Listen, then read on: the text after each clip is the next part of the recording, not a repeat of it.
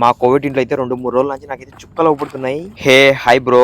అసలు ఏం జరిగిందిరా అంటే నిన్న వచ్చేసి అతను ప్లంబింగ్ అతను రిపేర్ చేసి వెళ్ళిండు కదా ఒక సైడ్. ఇప్పుడైతే ఇంకొక సైడ్ వాటర్ వస్తున్నాయి అనమాట.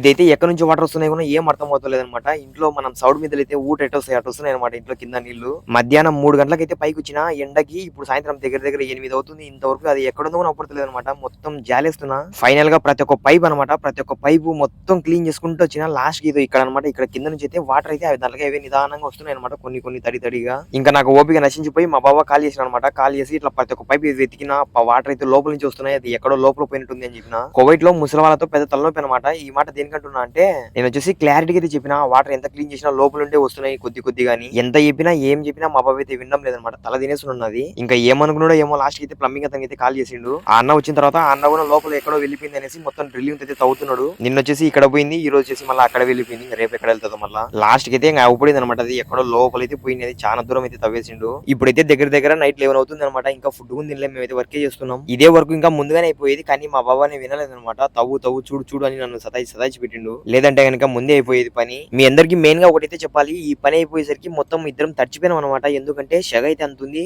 రాత్రి 11 అవుతున్నా కానీ 36 డిగ్రీలు అనమాట. వేడి ఇంకా తగ్గుతలేదు. ఇదేం కోవిడ్ సామి ఇలా అయితే ఉంది. వీడియో నచ్చితే లైక్ అండ్ సబ్స్క్రైబ్ చేసేయండి. Thank you.